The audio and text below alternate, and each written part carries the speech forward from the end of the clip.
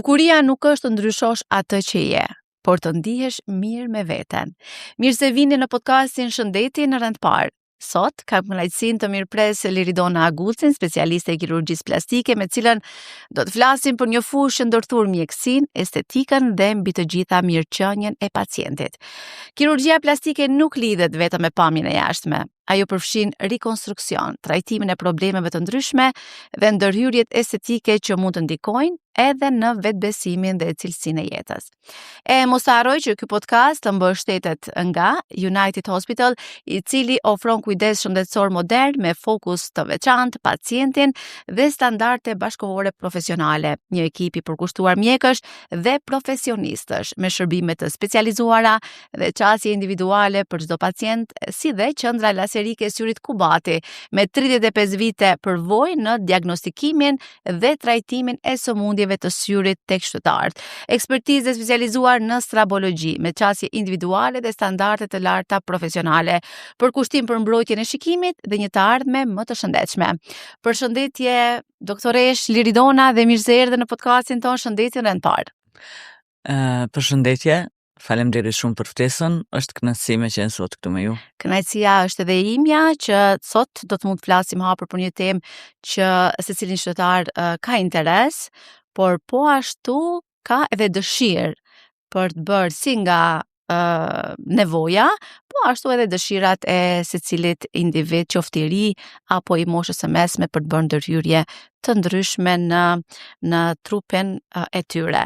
Pse disa njerëz pas rinoplastikës vazhdojnë të kenë vështirësi në frymarrje, doktoresh, vazhdoj me këtë pyetje, më pas do të kalojmë edhe në pyetje tjera, për cilat kam edhe disa kërshëri, kuriozitet edhe nga qytetarët të cilët më kanë shkruar për t'ju pasur këtu në podcast. Po, pyetja ishte pse disa pacient vazhdojnë me pas vështirësi edhe pas rinoplastikës, domethënë pas ndërhyrjes estetike në hund. Arsyet janë nga më të ndryshmet. Në fillim, domethënë, ose dhe më pas munden me qenë edemat apo ënqjet që janë si rezultati ndërhyrjeve. Pastaj munden me qenë edhe disa gjatë ndërhyrjes, domethënë disa arsye të ndryshme. Njëra prej tyre është për shembull sepse në hund, kur operojmë hundën, operojmë ashtin e hundës, operojmë kërcën, gjithsesi septumin apo ndarësën, që luan një rol shumë të rëndësishëm në frymëmarrje. Një largim i tepërt i kërcës mundet me na çu në probleme apo vështirësi me frymëmarrje. Po. Pastaj konkat e hundës, sidomos ajo inferiorja, edhe valvula e hundës. Po sa është i vështirë ndërhyrja e rregullimit apo e intervenimit të hundës për rregullimin e saj? Ndërhyrja e hundës apo rinoplastika është njëra prej ndërhyrjeve më komplekse estetike, për arsye se edhe hunda është vetë organ kompleks, si për nga anatomia ashtu edhe për nga fiziologjia. Por, domethënë, këto janë disa nga arsyet. Për mos me thënë, një intervenim ose një saksi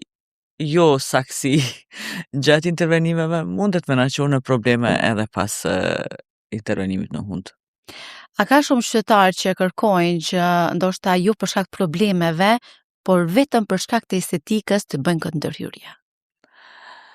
Po, shumica e të rinjeve dhe të rejave, me ose pa probleme në frymëmarrje, arsyeja kryesore e ndërhyrjeve në hund është estetika.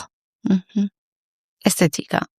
Sepse disa arsyetohen duke thënë që kanë pas probleme me hundën, po me atë rast e bëra edhe estetikën.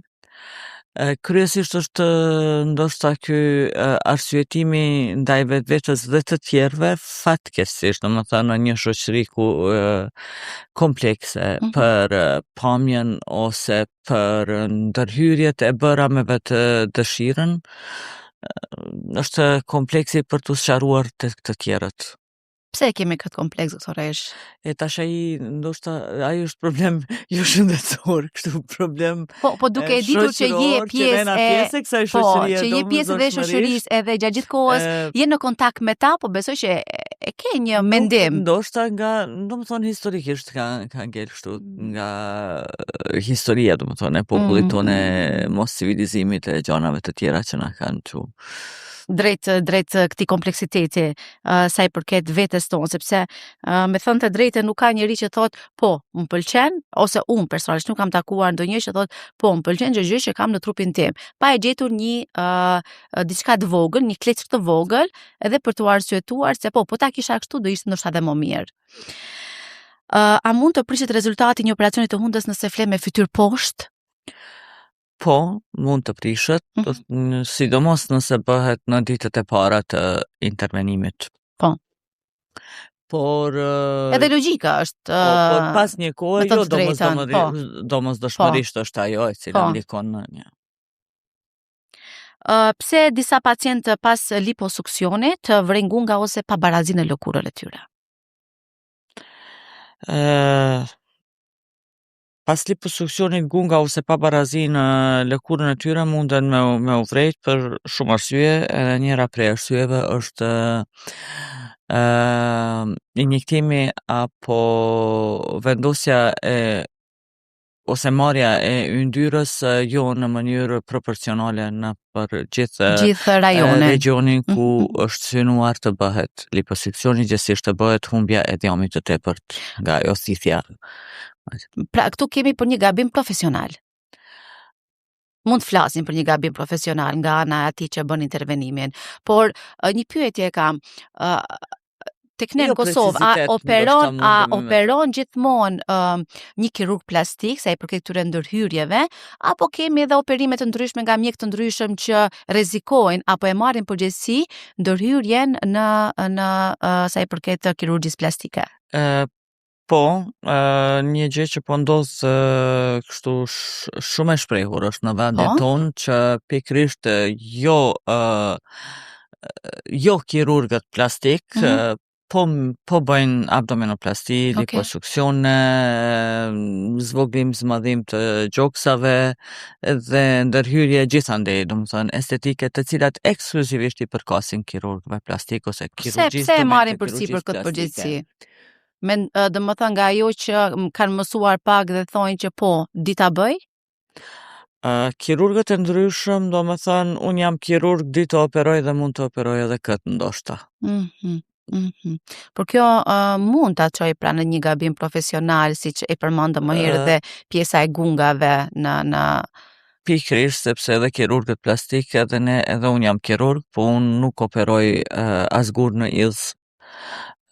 Madje as apendicit, edhe pse domethënë ne kemi përfundu domethënë një cikël gjatë të specializimit në për klinika të ndryshme, edhe ata të neve, edhe ne domethënë në për lëmit e ndryshme, ndoshta në X raste ose në gjendje të jashtëzakonshme si kirurg të jemi qasi, por jo çdo ditë ta praktikojmë, ta bëjmë përditshmëri, sepse nuk mund të jemi të saktë asnjëri, domethënë në domenin e huaj. Edhe këtu duhet të jap një mesazh sa i përket dhe profesionistëve shëndetësor që mos marrin përsipër atë që nuk e kanë të specializuar. Pikërisht. Doktoresh, unë do doja që të ndalesha tek një pyetje një qytetareje sa i përket gjimve, gjoksit. Pra, pyetja është pse disa gra kanë një gjimë më të madh se tjetri dhe a mund të korrigjohet plotësisht? Pse disa gra kanë një gjimë? Ajo është për shumë arsye. Është gjenetike, mund të jetë asimetri e lindur, mund të jetë pas ndonjë shtimi dhe humbje peshe të madhe pas shtatzanis, pas gjithënjës, që është shumë e shprehur asimetria e gjoksave, pra janë x e x arsye. Edhe kemi mundësi në rikuperimin apo rregullimin e tyre? Po, bëhet reduksioni dhe ngritja, domethënë zvoglimi dhe ngritja e gjinjeve, edhe arrihen rezultate të shkëlqyeshme. Sa mirë. Po deri në cilën moshë mund të bëjmë intervenime të tilla? A rekomandohet? Prej cilës mosha apo Po, deri në po, cilën nuk e prej kam cilës, po, Aha. Po, prej moshës së pjekurisë mund të bëhen 18 e lartë. 18 e lartë, mirë po tek gjoksat neve kemi kujdes, domethënë kur bëjmë zvoglimin e tyre, e informojmë pacientën për disa gjëra Po. të mundshme, domethënë ose humbja e aftësisë së gjithëdhënies për shembull. Mhm. Atëherë, domethënë duhet me informu pacientja edhe me vendos për këtë gjë. Pra, është rreziku që një grua nëse bën ndërhyrje në gjoksin e saj, mund të ketë pasoja? Nëse mund t'i quajmë pasoja, domethënë gjithëdhënia është humbja e aftësisë së gjithëdhënies, sidomos kur bëhet zvoglimi i gjinjeve, sepse dëmtohen kanalet e Kapilarët, qumshtit. po. Po nëse bëhet zmadhimi? Nëse bëhet zmadhimi, në shumicën e rasteve munden me u kursy. Mhm. Po deri në cilën Sepse është moshë një grua mund të ndërhyj? Pra e tham që nga mosha e pjekurisë 18 deri kur? Deri kur ajo është vitale edhe është e gatshme për me ju nënshtru një anestezioni të përgjithshëm. Domethënë nuk pas ka një moshë të caktuar. Nuk ka, se dikush mundet me pra edhe një 60 vjeçare mund të bëjë ndërhyrje nëse ka kompleks. Nëse ajo nuk ka probleme të tjera përcjellëse të cilat e rrezikojnë gjatë intervenimit, domethënë kryesisht në anestezion, sepse sidomos zvoglimi është një operacion që zgjat më shumë, domethënë edhe kërkon një anestezion më të gjatë. Edhe në qofë se nuk ka probleme përcjellëse si sëmundje të zemrës, me tension, probleme me diabet, gjana shumë tjera përcjellëse që janë, domethënë, si shprehite ndryshme jo të mira, atëherë është e lejushme. Edhe e mundshme. Po. Doktoresh, pse barku vazhdon të duket ende i fryrë edhe pas muaj pas abdominoplastikës? Edhe këtu ka shumë arsye. Ti themi disa. Patjetër. Mund të jetë i fryrë në radhë të parë, domethënë që siç e cekëm për një kohë, domethënë për shkak të ëjkjes. Në radhë të dytë për shkak të depozitimit të indit yndyror, domethënë në atë pjesë, sepse në qoftë se neve bëjmë një abdominoplasti pa një liposuksion përcjellës, atëherë do të kemi grumbullime ose do të kemi nuk do të mund ta largojmë yndyrën e tepër tërësisht, domethënë vetëm me abdominoplasti. Se gjithandej, domethënë tummy-tuck i quajtur, ndërhyrja bëhet, domethënë abdominoplasti bashkë me liposuksion. Domethënë përpos që heqet lëkura e tepërt, yndyra e tepërt, me liposuksion bëjmë edhe konturimin apo formësimin e atij regioni, në këtë rast të barkut. Pastaj munden me qenë komplikimet e ndryshme që vijnë, domethënë hematomat e ndryshme, seromat, që nënkupton grumbullim të gjakut, grumbullim të lëngut ekstracelular, e kështu me radhë infeksionet e ndryshme e të tjera. Po si mund ta mbajmë barkun pa i fituar ato yndyrat e dëmshme pas kësaj ndërhyrje, me ndonjë fitness, me ushqim të shëndetshëm, duke u ruajtur në stilin e jetës, si?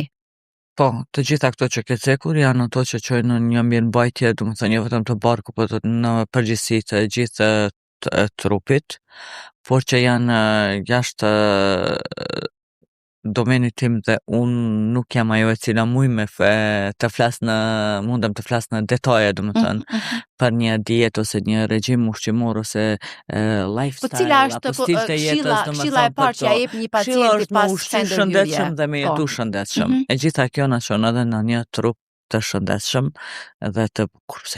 Pas kësaj ndërhyrje, me që flasim për zonën e barkut, për sa ditë mund të çohet në kë pacienti?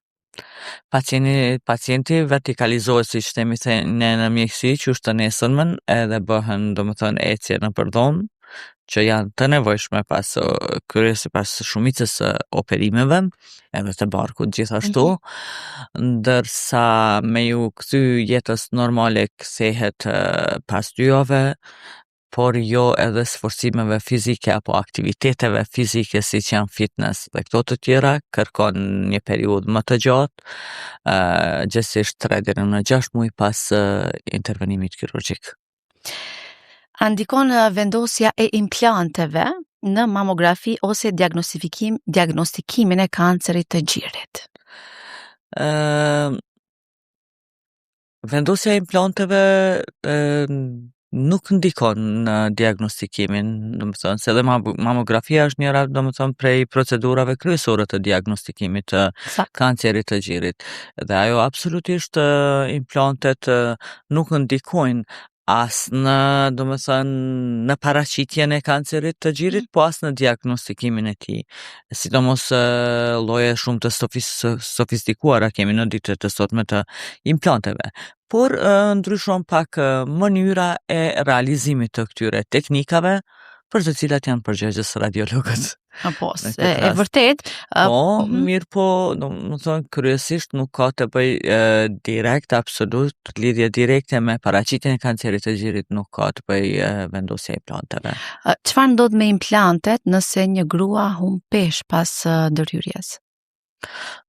Implantet mbeten të pandryshuara, por ajo që ndryshon është indion, është gjandra dhe lëkura e gjinjeve të gruas, të cilët bëjnë që implantet me dalë më në sipërfaqe, më të dukshme, pastaj rënja, varja apo ptoza e gjinjeve pas humbjes së peshës bën me u duk të ashtu quajtur si double bobs që i thomi, apo gjinje të dy fesh, sepse implanti mbetet aty ku ka qenë, ndërsa varja, dhe kjo ka të bëj pak edhe me mënyrën apo gjithsesht metodën kirurgjikale të përdorur në vendosjen e implanteve. Ndërsa ajo që bie janë indi lëkuror dhe nën lëkuror, si dhe gjandra e gjinjeve.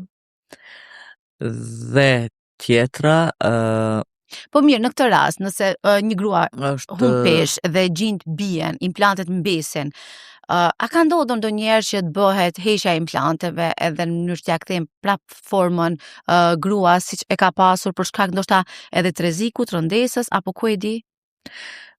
Po, ka ndodh heqja për shkak të ramjes, varjes, ptozës, domethënë humbjes peshës, ndryshimeve të ndryshme në peshë. Hiqen implantet nëse është e nevojshme, ose nëse nuk është e nevojshme mund të bëhet edhe vetëm një mastopeksi apo ngritje e gjinjeve, ose me dëshirën se ka edhe plot kërkesa të cilat domethënë jam mërzitur dhe nuk dua t'i kem më kaq të mëdha, dua t'i heq implantet, edhe në ato raste bëhet heqja e implanteve. Sa duron organizmi gjithë të ndërhyrje? Si po mendon gjithë këto ndërhyrje? Pra, në momentin që ti kërkon vendosjen e implanteve për një gjoks më të madh, dhe ndërkohë humb peshë dhe implantet janë aty, mirë po gjithë bien, nga ana estetike nuk është që duket e bukur, dhe gruaja dëshiron prap. Sa mund të durojë një organizëm? A humb imunitetin apo varet nga organizmi i gruas? Po implantet nuk janë të lidhura direkt me imunitetin e një njeriu, në këtë rast një gruaje. Imuniteti është një tërësi, sepse imuniteti mund të bie për gjendje të ndryshme shëndetësore, dhe kjo nuk lidhet direkt me intervenimin për shkak të vendosjes apo heqjes së implanteve. Po çdo intervenim është një sinjal që po ndodh diçka në trupin në organizmin e njeriut. Pikrisht, është një sinjal që po ndodh, po neve tash nuk ato i duron edhe varet prej, domethënë është çështje shumë individuale, sepse çdo organizëm ndryshon nga organizmi prej tjetrit, edhe ka një, domethënë, si përgjigje imunitare, si sistemet e tjera, domethënë reaksioni i tyre është i ndryshëm prej të gjithë. Jemi prag të implantet e gjoksit. A mund të këputet një implant nëse ndodh një incident në një stërvitje apo në ndonjë aksident që sot po dëgjojmë disa prej tyre? Po, është e mundshme këputja e implanteve në për aksidente të ndryshme, por jo në për aktivitetet normale të jetës. Stërvitje, fitness e këto. Edhe në këto, domethënë, shumë rrallë mundet me ndodh, sepse thamë se tani implantet janë shumë të qëndrueshme dhe kanë kaluar në për teste të ndryshme, domethënë, si që i qëndrojnë shumë aktiviteteve, sidomos jetës, zhvillimit të jetës normale. Po, kur flasim për kirurgji, gjithmonë mendja të shkon tek prerjet. këto prerjet, si mund të hiqen apo mos të shihen apo të zbuten? A ka metoda? Prerjet që mos me u pa ose mos shifen ose të hiqen 100% është e pamundshme, thuajse, sepse neve nuk kemi një shkop magjik edhe të bëjmë një hokus pokus, Po, edhe të bëjmë ndërhyrjen, ne duhet bëjmë prerje, çdo prerje çon zhvillimin e reaksioneve të ndryshme në lëkurë, të cilat pastaj domethënë paraqiten me cikatrikse apo shenja skara të intervenimeve. Mirë po, tek disa persona ose disa gjendje të ndryshme, këto shenja janë më të dukshme edhe më të shëmtuara, nëse mund të themi. në thonjza. Në dukje, po. Sepse çdo ndërhyrje bëhet për mirë. Po, Nuk as një doktor nuk intervenon pse duhet të Absolut. duket keq, mirë, po gjithmonë për Jo, të bërë absolut. diçka bukur ose mirë ose për Absolut. shëndetin e pacientit. Pse qepallat bien përsëri pas blefaroplastikës? Shkem pak te fytyra. Pse qepallat bien, sepse ndërhyrja në qepalla apo blefaroplastika nuk është një ndërhyrje që e sfidon plakjen ose forcën e gravitetit. Ato domethënë do të bien Herë do kur do. do të bien prapë, ne mund të bëjmë edhe një intervenim nëse na lejon, edhe inshallah domethënë të gjitha ata persona ose ato gra, jo po edhe burrat, sepse blefaroplastika është pothuajse incidenca 50-50 e kërkesave dhe e nevojës, sepse nuk është vetëm një operacion estetik, por është edhe I nevojshëm. nevojshëm, për arsye se një rëndesa e qepallave gjithsesi e yndyrës së tepërt në që bën në qepalla çon në lodhjen e syve, edhe shumë pacient drejtohen tek mjekët e syve për të kërkuar ndihmë sepse mendojnë që është rritur dioptria e tyre. Ndërkohë është e kundërta, është rritur yndyra në qepalla. Yndyra është lëshuar lëkura e cila bën një rëndesë në qepallat e syve.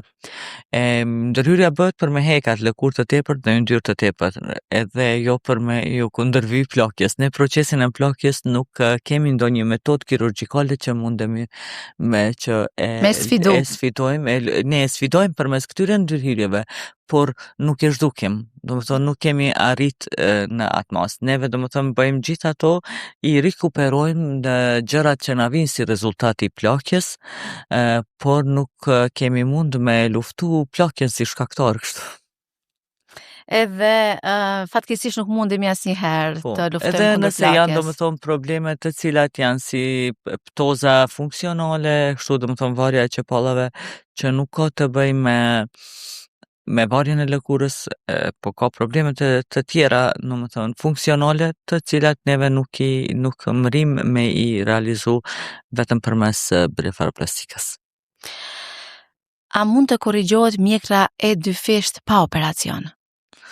Po, mjekra e dyfisht gjithandej në për klinika të ndryshme, domethënë, po korrigjohet pa operacion, përmes injektimit të acideve dhe substancave të tjera të ndryshme. Mirë po, gjithmonë duhet pasur parasysh se kjo mund të realizohet kur një mjekër e dyfisht nuk është shumë e shprehur. Sepse ose kur ka edhe prani të yndyrës së tepërt, aty realizohet. Mirë po kur kemi të bëjmë me një mjekër të dyfisht si rezultati i varjes së tepërt të lëkurës së tepërt, domethënë tek pacientët të cilët për shembull kanë pasur ndërhyrje siç po bëhen domethënë zvoglimi i luksit dhe po vije deri tek humbja e peshës së tepërt, ajo lëkurë e tepërt domosdoshmërisht për të dukur bukur kërkon një intervenim kirurgjik. Me prerje. Patjetër.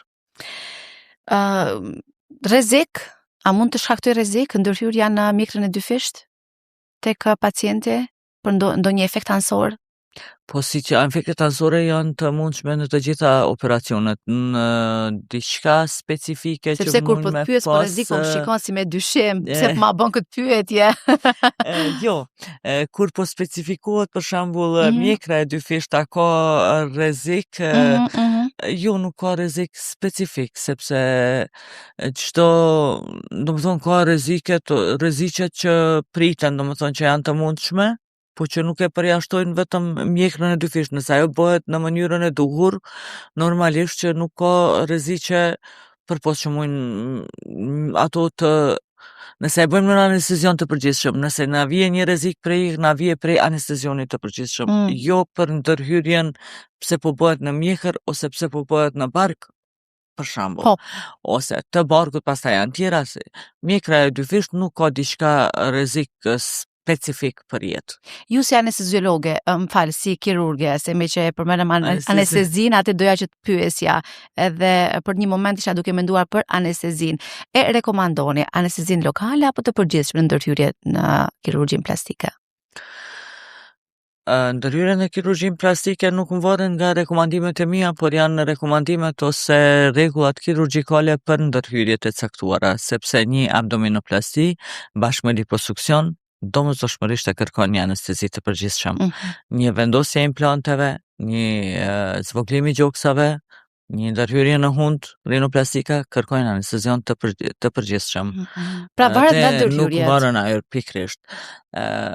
Pastaj të tjerat, domethënë blefaroplastika për shembull mund të realizohet shumë mirë në anestezion lokal dhe nuk kemi nevojë me absolut për anestezion të përgjithshëm përpos nëse bëhet me kërkesë dhe insistim të pacientës. A mund të bëhet transferimi i dhjamit të barkut në vite? Po. Ky është njëri nga operimet më trendi të kohës. Më trendi, më kërkuarat. Kryesisht nga gratë. Apo ka dhe burra? Pikrisht, ka edhe burra, por e kërkojnë në regione të ndryshme, ndërsa transferimi prej barkut në vite është kryesisht prej grave. Bëhet transferimi, domethënë bëhet përmes liposuksionit, domethënë përmes stisjes merret yndyra e tepërt e barkut edhe vendoset në vite. A ka sukses? Dhe sa mund të zgjas kjo strukturë? Shumë e bukur. Ka sukses, ka domethënë rezultate shumë të bukura, të pëlqyera që ndahen të kënaqur janë edhe pacienti edhe mjekët. Mirë po, qëndrueshmëria e saj nuk varet, domethënë është shumë individuale. Prap kemi të bëjmë me organizmin. Po, pikrisht. Mirë, prap ka rëndësi teknika, mënyra e marrjes, mënyra e vendosjes, shpërndarja është teknikat operative, domethënë procedura kirurgjikale, profesionalizmi janë shumë të rëndësishme. Nëse gjithë këto kryet, do të kemi një pamje shumë të pëlqyer. Mirë po, e gjithë kjo, domethënë operacioni suksesshëm, pamje e dëshirueshme, e të tjera nuk na sigurojnë për qëndrueshmërinë afatgjate ose shumë afatgjate të indit jamor aty. Sepse pastaj ajo nuk varet nga mjeku, pas nga pacienti, është nga, domethënë, fiziologjia e vetë pacientit, domethënë, se si organizmi e arrin me resorbu, domethënë sa e resorbon atë yndyrë që është transferuar prej një pjesë në tjetrën. Pra, nga kjo që po themi, a do thot kjo që një emet e kirurgjisë plastike është nga ajo që nuk dihet se sa mund të zgjas një ndërhyrje? Po, ajo sa mund të zgjas, domethënë sa ka pas, domethënë sa e ka qëndrueshmërinë. Qëndrueshmërinë, po, pas ndërhyrjes. Po, a mund flasim për një tëmet? Neve kemi disa, domethënë, nuk mundemi me garantu për në numra të saktë, mirë, po megjithatë domethënë parafërsisht një periudhë kohore e dim mbas të, domethënë, a variojnë këto periudha kohore varësisht për ndërhyrjeve apo ato variojnë pastaj nëse ndërhyrja, po flasim është bërë në të njëjtën në mënyrën pikërisht të saktë, të duhur nga kirurgu, është arritur me sukses. pastaj varet prej organizmi se sa Sa e mban. e man ato. Mirë po, një periudhë shumë e shkurt mund të ndodhë dhe nëse nuk merret sasi e mjaftueshme e yndyrës prej barkut dhe nuk transferohet sasi e mjaftueshme dhe nuk do të kemi pamje, perfekte, ose do të jetë një pamje e bukur, po që do të na shkret më shpejt sepse nuk kemi ka mungesë të sasisë. Domethënë shumë e qartë. Gjitha këto, janë ka shumë indikacione që mund të variojnë edhe prej kozgjatjes. Pikrisht. Pra një ndërhyrje, qoftë vitet apo tek pjesë ndryshme të trupit. Kudo. Te meshkujt është shumë e shprehur, domethënë vendosja në kruriset e tyre për që të duken më të formsuara. Kruriset janë domethënë pjesa e poshtme e këmbëve. Kemi edhe një çështje tjetër. Sa shpesh vin pacient tek ju, ndoshta edhe tek ju, që kanë kryer operime jashtë vendit, mirë po kërkojmë prap ndërhyrje në Kosovë. A ka ndodhur ndonjëherë? Ka ndodhur shpesh që kryhen operimet në rajon edhe përtej, edhe pastaj komplikimet vijnë edhe mjekohen tek ne, sepse ato janë operime të kushtueshme që kërkojnë kohë, mjete financiare, pastaj domethënë edhe qëndrueshmërinë në përvendet e ndryshme e kanë të pamundur për shkak të lartësisë edhe arsyeve tjera që i cekëm, edhe mjekimi i tyre bëhet pikërisht në Kosovë nga ne mjekët që jemi këtu. Si kirurge plastike dhe nga ato që thatë që ka pasur, cilat janë gabimet më të shpeshta që i keni vretur tek këta pacientë që kanë ardhur nga jashtë vendit? Ndoshta një që mund ta ndani me qytetarët tanë.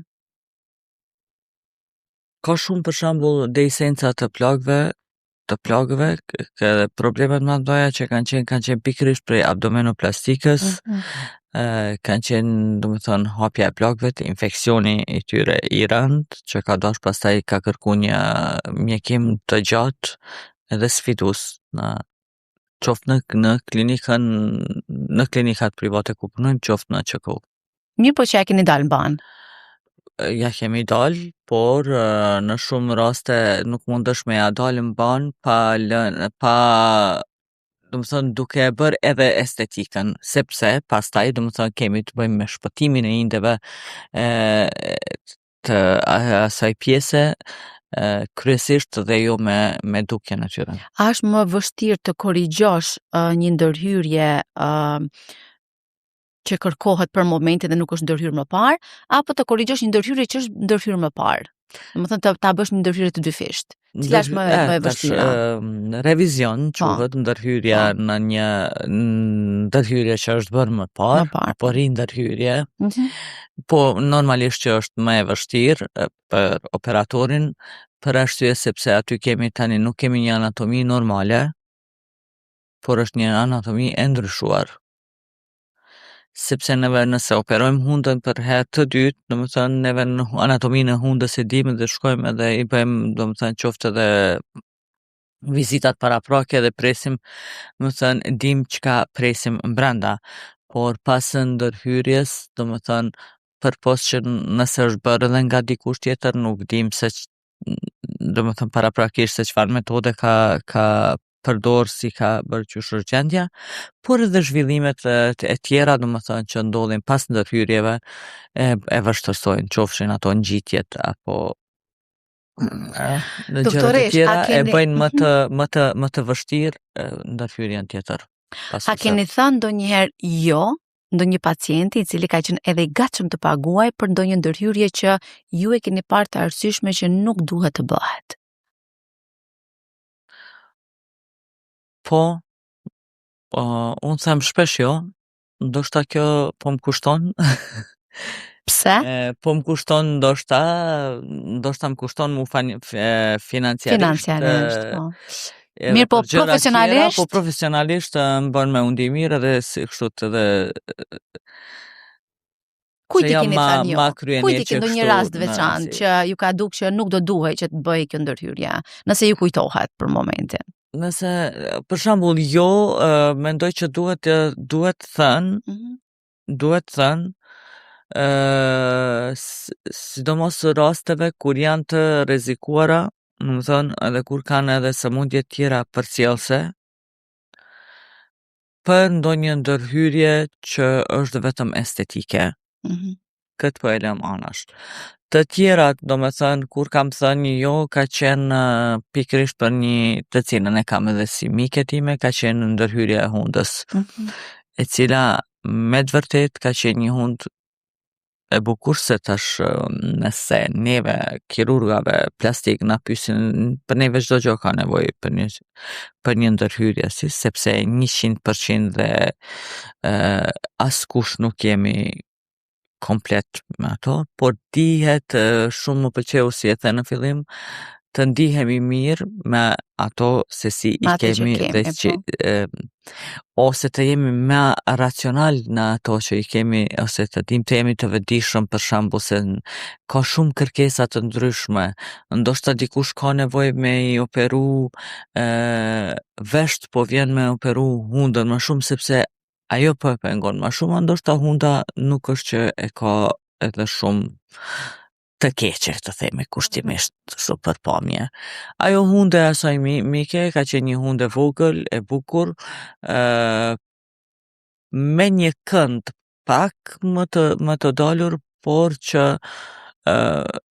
nuk ka qenë i nevojshëm për ndërhyrje. Edhe tash ajo më ka falenderu për këtë gjastimin dhe është shumë e kënaqur që nuk e ka bën ndërhyrjen. Mirë, po ja keni arritur që edhe ta bindni ndoshta me argumente. Pikërisht, po. Sepse mos të bëj atë ndërhyrje. Pikërisht, po. Po të mushave të reja, kanë ardhur dhe ju keni thënë jo? Mushave të reja, thuaj se çdo javë ose çdo muaj, mos të u them jo, më vjen puna, sidomos për këto ndërhyrjet e vogla, mbushjen e buzëve që është shumë e kërkuar dhe sidomos për moshat shumë të reja. Po ju vetë, doktoresh, a keni pas ndonjëherë ndërhyrje?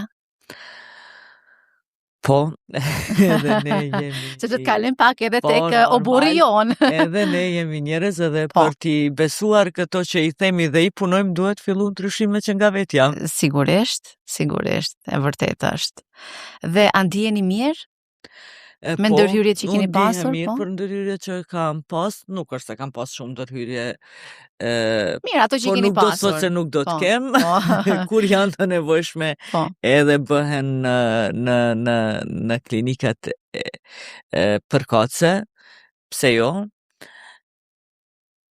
Por unë gjithmonë them se ato ndërhyrje duhet të mos egzagerohen. Më thënë, edhe në qofë se i bëjmë të mos, ose të pak të nashtu i preferoj për vetën time, që të mos jenë për me dal jashtë normalis ose jashtë asaj që identitetit ndoshta të personit, që mos të ta ndryshosh komplet pamjen, mirë po të kesh detaje të vogla për një rregullim pak më të mirë. Sepse Zoti na ka falur kështu siç jemi dhe ai ka ditur ndoshta më mirë për ne se si mund të dukemi, por në vazhdimsi komplekset e bëjnë të veten dhe kërkojmë ndihmën e klinikave të kirurgëve të mrekullueshëm plastik, të cilët kemi fatin sot në këto ditë që po jetojmë, ti kemi, sepse më përpara nuk është folur vite më përpara për kirurgji plastike dhe ndoshta as që është menduar. Po vite përpara nuk janë bërë, domethënë, këto ndërhyrje estetike që po bëhen në ditët e sotme, mirë po kirurgjia plastike, siç e the edhe në fillim, nuk është se kufizohet vetëm me ndërhyrjet estetike dhe fatmirësisht edhe në vendin ton ka ekzistuar edhe më herët dhe janë bë punime të mrekullueshme për pacientët që kanë qenë të nevojshëm ose të kanë qenë të detyruar të nënshtrohen operimeve të tyre, siç janë djegjet e mëdha, të cilat kanë qenë në humbjen e lëkurës, domethënë në një përqindje të madhe të saj në shkallë të ndryshme dhe janë kryer operime, janë bërë transplante të lëkurës, domethënë autotransplante prej një pjese në pjesën tjetër nga kirurgët tanë, kolegët tanë më të vjetër, të cilët i përshëndes për Gjithashtu, se janë të mrekullueshëm. janë shumë të mirë, kanë kryer punë të mrekullueshme, pastaj edhe konstruksionet e ndryshme në lëndimet e ndryshme. Këto janë shumë të domosdoshme, po janë të mëdha dhe fatkesish në vendin ton, sepse ende jemi një vend në zhvillim dhe kemi situata të cilat të çojnë në lëndime shumë të mëdha. Çfarë do t'u themi qytetarëve? Çfarë do t'u themi qytetarëve, të cilët duan të bëjnë një ndryshim edhe pse nuk është i nevojshëm?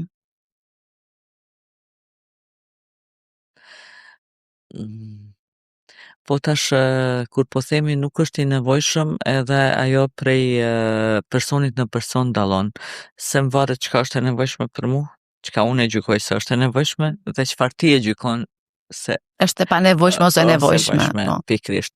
Unë mendoj se e nevojshme është e gjithë ajo nëse një pacient e shqetëson një pamje e hundës së tij, një pamje e veshëve të tij, një pamje e mjekrës së tij, E mullcave, mullcave e të tjera.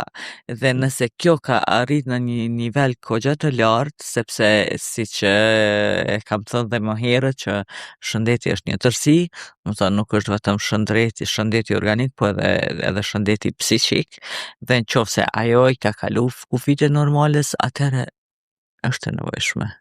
Edhe do t'i ndihmonim shumë. çfarë mund të themi për kërkesën e vajzave të reja, sidomos dhe ato që janë mbi 18 vjeç, tash i emërtojmë dhe si gra, që kërkojnë buzë më të fryera? A është normale? Buzë më të fryera për vajzat e reja, po mund t'jetë normale nëse buza e saj është shumë e hollë dhe tash në kohët tona buzët më të mbushura janë më të bukura, mos nderohen, sepse në një kohë të kaluar tani edhe vetullat më të trasha janë më të kërkuara dhe më të bukura. Është trendi që në një hunë e vogël, vetulla të trasha, të ngritura. Më herët vetullat e trasha kanë qenë shumë jo të mira, demode, dhe u dashur të jenë sa më të holla si hark, kështu ndraprja si e kanë quajtur. Vetullën si Gajtan, pastaj janë këndu edhe këngë të ndryshme, kurse tani është trendi ndryshe, dhe po një kërkesë e vajzës së re për buzën e cila ka buzë të holla shumë dhe dëshiron me mbys, për mua është shumë normale. Po është jo normale kur ajo dëshiron tani që buzët e saj të jenë shumë të fryera. Për mua ajo tani nuk konsiderohet shumë normale. Pikërisht këtu e kisha shumë të fryera. Por çfarë kërkohet para se të bëhet një ndërhyrje në fytyrë, tek hunda, tek buzët, tek vetullat, tek mollzat apo tek mjekra e dyfisht, edhe tek veshët? Çfarë kërkoni ju para se të bëhet kjo ndërhyrje nga pacienti? Analiza, këshilla, pyetje? Patjetër. Nëse domethënë do të bëhet ndërhyrje për këto të cilat i përmande, domethënë kërkojmë analizat, një pasqyrë të gjakut të domosdoshme, një kohë të gjakterës, kohë koagulimit si shkojnë, siç janë të para, një vizitë, matjet,